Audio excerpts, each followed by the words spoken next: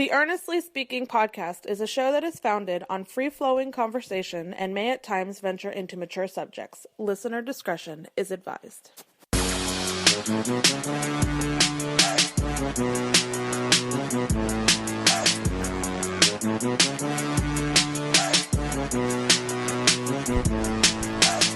Earnestly podcast coming to you on April 20th, 2021.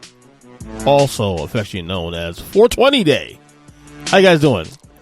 By the way, look, I'm not somebody that necessarily smokes weed and all that, so I'm not really trying to partake in that. I'm just, this is 420 Day. That's all. Also, 10 days from my birthday. I'm turning 41 years old. So another unlandmark birthday coming up. Of course, this podcast you can subscribe to on Apple Podcasts, Stitcher Radio, Spotify, Google Podcasts, Amazon Music, YouTube, Earnestly Media, of course, on YouTube as well, Facebook, Instagram, Twitter, all that. It has been a trying day, emotional day, to say the least. As you guys know, I've said on the pod last couple episodes that I made a decision to not follow the Derek Chauvin trial. In case you guys don't know who Derek Chauvin is the Minnesota cop that last May, murdered George Floyd, which obviously sparked a lot of protests and outcry that I've never seen in my lifetime. And the trial started about a month ago. I made a decision not to follow the trial because I've been saying, over the course of the last couple months, I've been really making a concerted effort to, not that I don't care for starters, I do care. I'm invested, but I didn't want to continue taking up any more bandwidth, talking about more politics and more race stuff and all that. And obviously I do care. I'm just burnt out. I'm burnt out all of it. Between the election, between the coronavirus, between everything between. I'm just burnt out on a lot of the negative, stuff out there. Again, I do care. But remember last year when this whole George Floyd thing happened? Remember last year, and I did an emergency podcast really after it, and I said, basically I'm numb to it now because I'm just used to this shit now. It's something that I just expect now.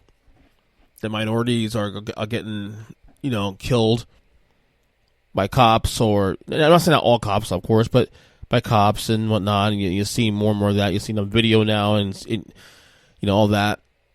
I'm just numb to it now because it's something that I'm used to seeing now, and that's a sad place to be. It's the same thing with school shootings. I'm numb to it now because it's almost normal to us, and that's such a bad place to be in. But yet, that's just the reality now. That's our reality. So I made a conscious effort to turn down the political stuff. If you notice, I've been talking about much politics on the podcast pretty much since Joe Biden became president. Not because I don't care, because I still pay attention to what's going on, but at the same time, I don't want to. I'm just kind of over it now. I'm kind of just like burnt out on the whole thing. And though this isn't, nor should be, a political discussion about George Floyd and Derek Chauvin, murdering George Floyd, right in front of us on video. Though it isn't a political thing, it has become a political thing too in a lot of ways. And because of that, I just felt the need to. Okay, I'll check in when you check in. I'll keep the updates, but I'm not going to follow this thing tooth and nail. My mom did that. She decided to do that, and that's fine. I'll talk to her about it and give me if I want an update, I'll talk to her. But today, they reached a verdict. And Derek Chauvin was found guilty of all three charges: second, third degree, and a misdemeanor. And I've been saying, on the podcast for the last couple of weeks, that if he got off on this, and remember, initially, this was murder one charges, but then got lowered to murder 2 or murder 3. I think, basically charges I can't remember. It might have been murder 1. I'm not sure exactly what was murder 1 at one point, but one of the charges were lowered to murder 3. And I said, well, that's a safety measure because having him on murder 1, if he had been on murder 1 charges, it might have been a lot harder to have these charges stick. To convict him. And, so obviously you move forward from that, and they got these to stick. So, am I happy? Yeah, I am. I'm happy, obviously. I'm also, measured, because this isn't something that, I don't take. I'm happy for George Floyd's family to have some sort of clarity. I'm not even sure if we call this justice. It is some justice to some degree, but this is the system holding someone accountable, as it should have been. And again, I am pro law enforcement. I have many friends that are cops who I respect the hell out of, and they put on their, they wear the badges and put on the, armor, whatever, and protect our streets. I pray for those guys and male and females all the time. And there are definitely more good cops than bad cops. But at the end of the day, there's still bad cops out there. And the ones that are bad need to be weeded out. Like a Derek Chauvin, for example. And I shudder to think, what if there wasn't a video to this thing? What if there was no video to this situation? It'd be a lot different. We'd be analyzing this whole situation a lot different. I mean, and people say, well, what are you talking about? Well, we have past events of things that didn't necessarily get video, and nothing stuck. And I'm someone that's very big on context and nuance. I get criticism from people, who think I'm too pro law enforcement and, whatnot. And to me, it's not about that. It's about analyzing each individual case and seeing what is the facts first. The facts.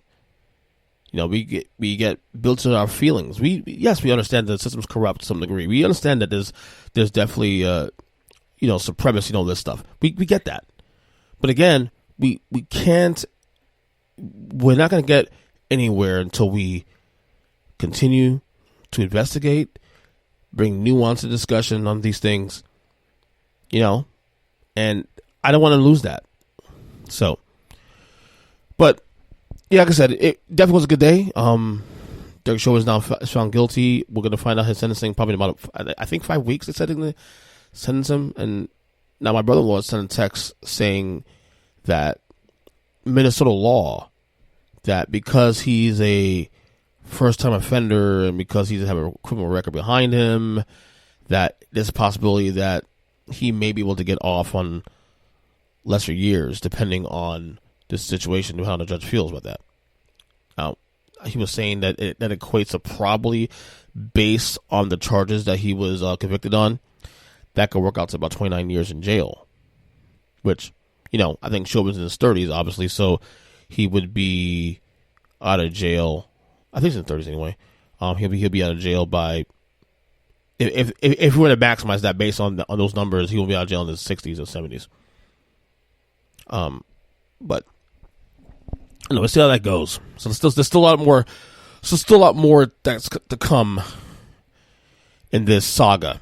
The sentencing, of course, how much years you get, because there's this angle now in Minnesota rules that if you're the first time offender, and from what we understand, he has a clean record. So, I'm a little frustrated though. Some of the stuff that's happened after the reaction. Not the reaction to people who are genuinely happy and have been supportive of justice being served, accountability being served. But you have these public figures, and again, this is the problem with the case like these. You do have a genuine concern from people, and then you have disingenuous people, or at least comes off as disingenuous. Take Nancy Pelosi, for example. Nancy Pelosi, Speaker of the House, Democratic House Speaker. I just said that. She had a press conference right after the verdict was read, and basically said the words. I was going to get the audio for this, but I want to get this and record. But basically said that, to the quote of, "Thank you, George Floyd, for, quote, sacrificing his life for justice." Now, do I think Nancy Pelosi is a well-intentioned person? Yeah, I want to believe that, so I'm going to say yes. But isn't the word sacrifice mean willingly doing something. Like, a sacrifice is made when it's willingly done by the person making the sacrifice. George Floyd did not want to die. George Floyd didn't say, well, you know what, I'll take this knee on my neck just for justice. Last I checked, George Floyd wanted to live. He tried to live, obviously. So it's the wording obviously got wrong. But again, it goes back to the whole posturing. Someone like Nancy Pelosi. And again, I don't want to make this a racial thing, but she came off as very out of touch. And I want to sit there and say all Democrats are that way, but there's a lot of Democrats who do that though, who sound out of touch. They do all this posturing and stuff. They do more than they need to. All you need to say was rest in peace and the verdict was done and this and that. You need to go over the top. The fact that you had to add the extra. You know what I mean? The sacrifice, like that wasn't needed. There was no sacrifice. He was murdered. I mean, seriously. I mean, I'm sitting laughing about this. I'm not laughing about, but seriously, it's just like, how out of touch can you be to say that? And again, do I think she was well intentioned? My odds are she was. I'm gonna believe that, but that doesn't make it any less better that she said what she said. She's not completely out of touch. Then you have the newly Las Vegas Raiders, who just played the first season there last year. Obviously when this whole thing happened, the I can't breathe and all that, that caught on obviously last year. George Floyd, with him saying I can't breathe. They posted a picture on their social media platform saying I can breathe. Then put 4/20/21. Again, probably good intentioned, but sometimes less is more. You didn't need to do that. That's too much. Just sit there and say justice was done and move on. You don't need the extra shit. You don't need the extra stuff. All the posturing. Yes, this is a big case. This could be an inflection point for our country. I don't know. We'll see. But the extra shit, it just looks bad, man. It just looks really bad. Nancy Pelosi saying what she said. The Raiders and their franchise doing what they did on social media. Like, come on now. Come on. You don't need all the extra stuff. Just say justice was done, rest in peace, pray for the families and whatnot, and move on. No posturing needed. So I'm looking forward to seeing the sentencing, see what they do. Obviously, this whole situation with the first, being his first offense or anything he's done, this could throw a little bit of a wrench in how many years Chauvin gets. I don't know.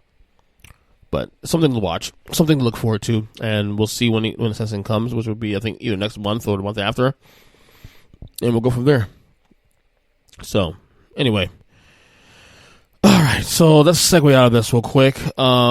Baseball. The New York Yankees are currently in last place in the American League. Worst record in the American League. Now, you guys know I'm a Mets fan, and you guys know I hate the Yankees. So, obviously, I'm kind of excited about this. Been getting some fights with some friends of mine. My brother's a big Yankee fan. Obviously, I've been texting him. He hates how I picking on his Yankees. He hates that. Oh well, it is what it is. Deal with it. But will this last? Because the Yankees were on the favorites to go to the World Series this year. And then my buddies were sitting there saying, well, see me again in September. I'm like, well, I'm enjoying now. I'm enjoying it now. You guys are last place. We enjoy this right now for the time being. And the reason I hate the Yankees so much, it's not that I hate the Yankees necessarily. It's their fans. And I think because my brother, especially too, was a cocky Yankee fan. And all my friends who are Yankee fans are very cocky. It kind of bleeds into and the fact that I'm the same city, also a Mets fan, blends into that, and we're the ugly stepchild of the city. That's why we have that kind of I have that kind of reaction to Yankee fans and the Yankees altogether. Not all they're a likable team, like the actual roster. Yeah, it's just, I don't hate the guys. I think they're a likable roster, but The fans make it hard, man. Make it so hard. So I like picking on them all the time. So whatever. It is what it is. So we'll see what happens. I mean, like I said, it's early in the year. We're still 3 weeks into the season. I'm sure they'll turn things around to some degree. Now, whether or not they compete for, the ALCS and make the playoffs, that's a whole different story. We'll see how that goes. I mean, I don't think this will last. I think they'll pick up the pace and play better. Now, how much better they'll do, we'll see what happens going forward. But, it is what it is. All right, some NBA talk here real quick. I haven't touched on NBA in this podcast in a long time. I mean, at least NBA in terms of current, actual positive stuff. Like last episode, I think we talked about retirements from Marcus Aldridge and, cause due to a regular heartbeat. We talked about other things of that nature. But there's a lot of really intriguing storylines going on right now in the NBA season as we get to the final stretch before the playoffs start. Obviously, we're gonna have the play-in this year from the play-in format, which I'm not on the surface not really feeling that. I'm kind of more of the 1 to 8 guy, but we'll see how it goes. I'm not gonna knock until we try it. We'll see what happens. But there's a lot of intriguing storylines right now as we hit this last stretch of the season. About 16, 15 games to go before the year's over. The New York Knicks, for example, as of tonight. Now they're playing right now against Charlotte, so this may change by the time this podcast is over. But the New York Knicks right now, and actually right now they're leading by 6 points in the third quarter. They have right now, as of tonight, as of recording, have won 6 games in a row. I don't remember last time the New York Knicks won 6 games in a row. I don't remember last time they did that. That's kind of weird to me. The Knicks have won 6 games in a row. That's weird to me. And look, if you go back to the podcast I did with my buddies Zach and Chris back in December, I think it was, when we did our yearly annual over-unders pod, wins total. I believe all three of us, definitely I did, had the Knicks being the worst team, one of, if not the worst team in basketball this year. And they've more than surpassed that. They're right now not only a playoff team, they're right now, I think, as of this recording, they would actually avoid the playing game. That actually will be a playoff team, I believe. That's right now. But it's been kind of cool because I'm not a Knicks fan, obviously. I'm a Heat fan.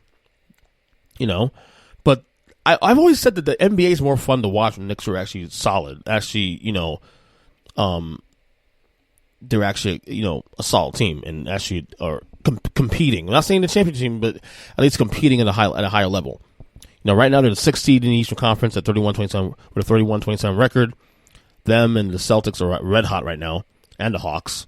Right now the Heat are kind of floundering. 1-2 in a row, but kind of floundering. But it's that's a cool story this year. Another cool story this year too. The Utah Jazz and the Phoenix Suns. Now they are right now 1-2. Jazz and Suns 1-2 in the Western Conference. Also, both teams have the best records of basketball this year, and yet it doesn't feel like teams believe they're going to do anything in the playoffs, and rightfully so, because assuming LeBron James, Anthony Davis gets healthy for the Lakers, we're hearing word that Anthony Davis should be back for the team any day now. LeBron is probably sure just resting up. By the time we get to late April, close to late April, early May, the Lakers should be back to close to normal, and obviously we expect the Lakers to just kind of get back in gear. So, a lot of their fans, I guess some players obviously feel disrespected. I'm like, and to me, I don't know why you feel like, I can understand you feeling disrespected. I could totally get that. But where in the history does it say that we should, respect you guys? First off, the Suns haven't been to the finals since 1993 with Charles Barkley, and they lost Michael Jordan. And the Jazz haven't been to the finals since 1998 with Karl Malone and John Stockton, who also lost Michael Jordan. See a pattern there? So, it's not like you two franchises have been this, carrying this flag of success. You've had some good moments in the last 20-something, 30 years, especially Phoenix, with Steve Nash and all that. You've had some decent moments and stuff, but ultimately, you guys have faltered when it counted. So why should I respect a franchise that has not even sniffed an NBA championship or NBA championship appearance in over 2 decades? That's the thing. I don't get it. So until for you to get respect, you got to earn respect. Beat the Lakers, beat the Clippers, then talk to me. Because we've seen this before in the past. We've seen teams, in the past, have these phenomenal regular seasons. You'll get a random Denver season, whatever, they win 60-plus games. You get a random team here, X team here, the Hawks back in 2015, where they won 61 games or maybe, and yet they get to the conference finals against Cleveland, LeBron James, and they just falter. And not only that, they get swept with home court advantage. So again, you need to show me. You want respect. You got to earn that, and that comes in the playoffs. And I just don't. If the Lakers are healthy, come May, I just don't. I see LeBron and AD just dominating both these teams. I really do. Not saying that these teams ain't any good. Do they deserve respect in terms of being a solid team this year in the regular season? Yeah, absolutely. But as a championship contender, you got to earn that, man. Got to earn that. Sorry, ain't that easy. So, all right. What else on the docket here? I want to talk about here. Let me see. I've been really enjoying the Falcon and Winter Soldier series on Disney Plus. I believe this week is the last episode of this season. Part of the reason I like the show so much too, especially, is there's a lot of realism in it too. Like I'm actually enjoying this show over WandaVision. Now you guys know I talked about WandaVision a little bit in the podcast when it was out about 2 months ago, and I enjoyed it. I really enjoyed WandaVision a lot. But it took a while. It took a while to pick up and all that and whatnot. And once I got it, I got it. And even then, there's still questions of the show that I still have. But that being said, Falcon Winter Soldier is phenomenal. I love the realism.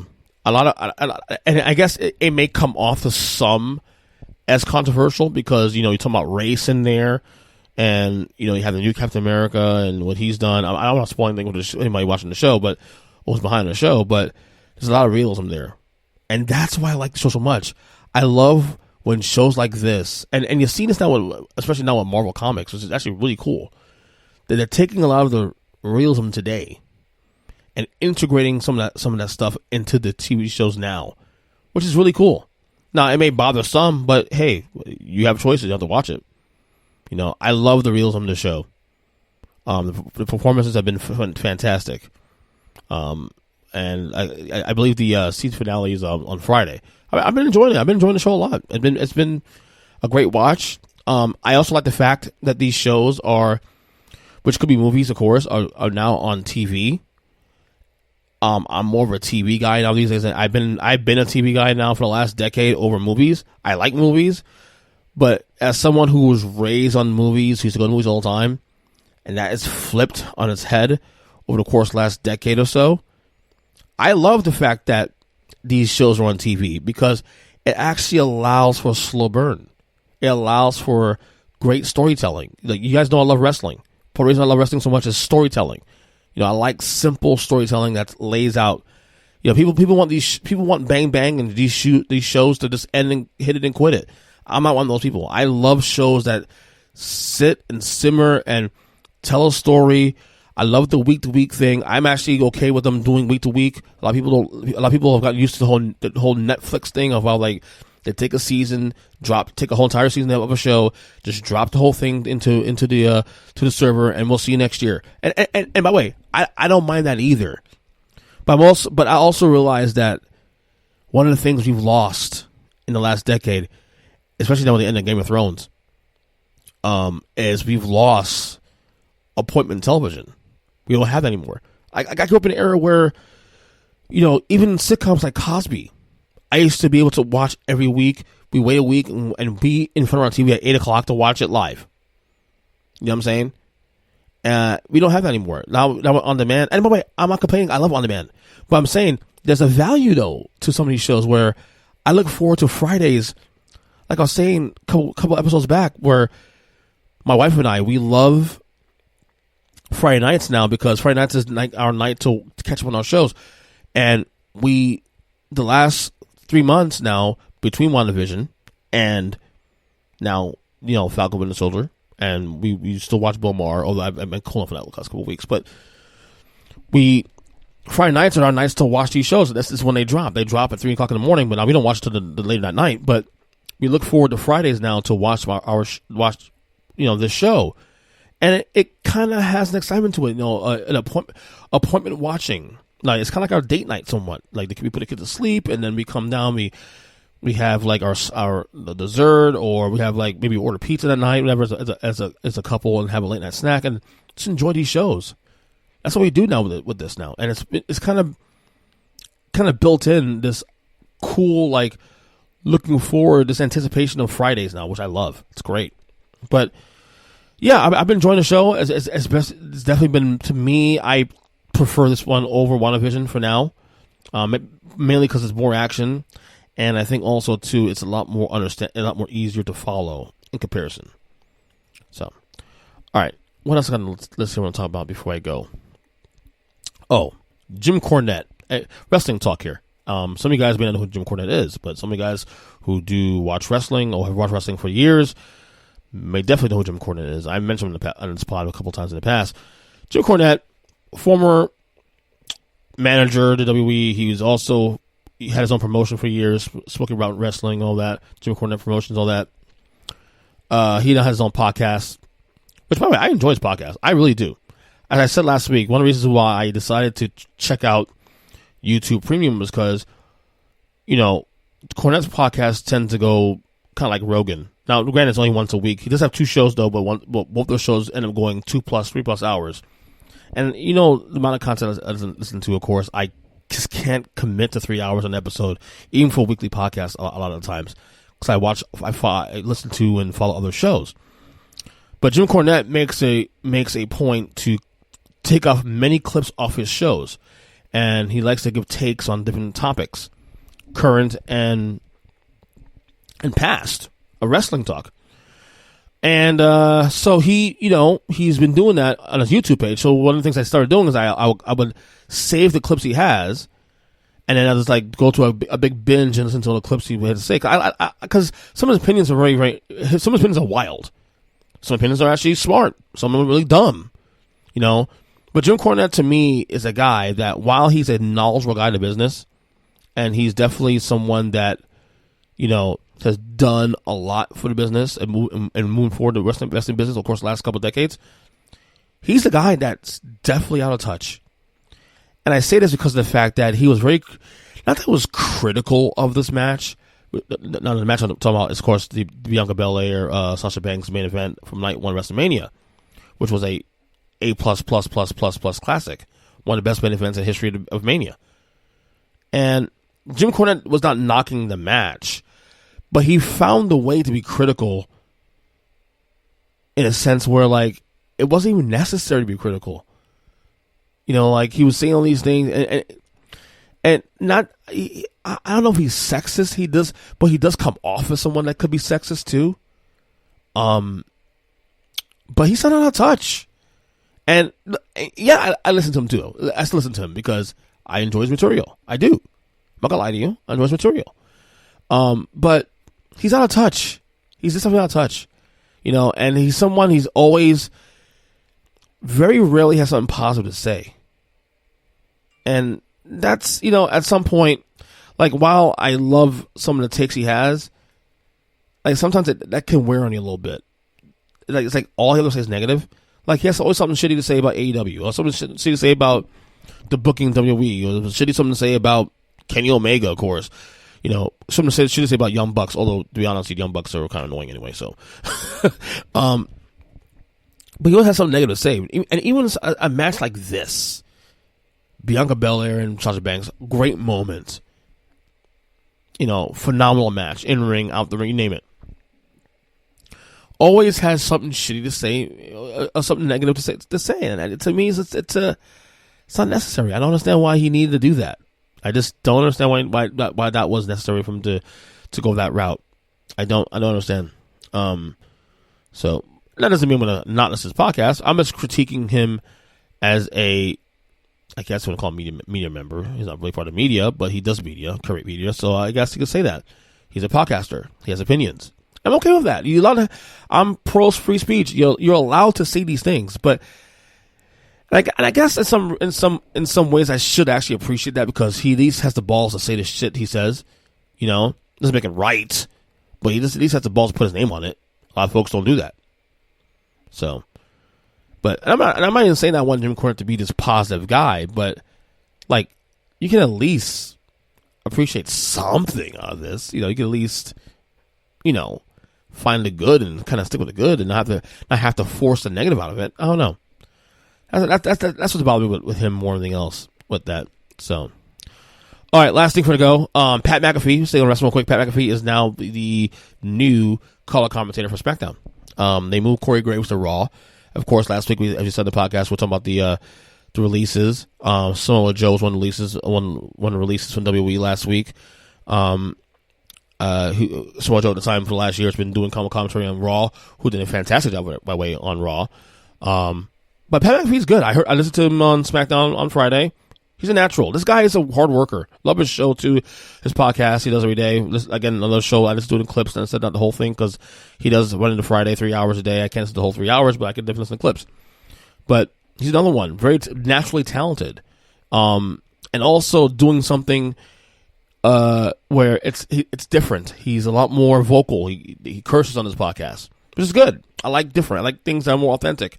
And he kind of sort of brings that out also even on WWE too. Even as buttoned up as WWE is, especially with SmackDown being on Fox, you can still see the McAfee thing where he's still kind of close to being himself. His first episode last week, listened to, he was really good. I actually enjoyed it. I enjoyed his commentary. He's a great fit for SmackDown, for WWE. I actually like the fit. So good to see Pat McAfee continuing to do all things he loves to do, because he loves wrestling business, and you can see that. He's definitely passionate about that, and actually cares about the business, which is good. So, anyway, that's enough for me today for April 20th, 2021. Guys, stay safe, and be positive, and I don't know. Love you guys. Till next one. Bye.